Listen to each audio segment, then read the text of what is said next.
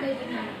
ఇవాళ మేమందరం మీ ముందుకి ఒక సంభాషణ రూపంలో వచ్చాము. తిన పేరు సాహిత్య, తిని పోషించే పాత్ర పేరు హనుమంతుడు. తిన పేరు జోషి, తిని పోషించే పాత్ర పేరు సుగ్రీవుడు. మంచి స్నేహం గురించి మాట్లాడుకోవాలంటే మనము శ్రీరాముడు హనుమంతుడు సుగ్రీవుల గురించే మనం చెప్పుకోవచ్చు. వీరి మధ్య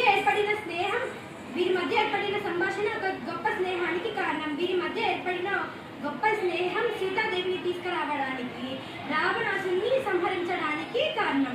సంభాషణ ప్రారంభం. ప్రభు అడవిలో రామలక్ష్మణుడు అనే మహానుభావుని చూశారు. అయితే మనకు లాభం ఏమిటన్నా?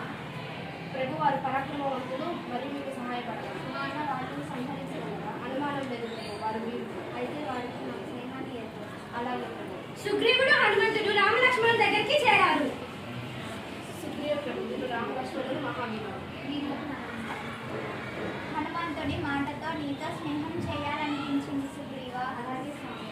సీతాన్వేషణలో నీ సహాయం కావాలి. అలాగే ప్రభు. నాన్న వారి దుర్మార్గుడు, అతన్ని సంహరించడంలో మీ సహాయం కోరుతుంది. అలాగే ఈ రోజు నుంచి మనం స్నేహితులం. అందరూ సంతోషించారు.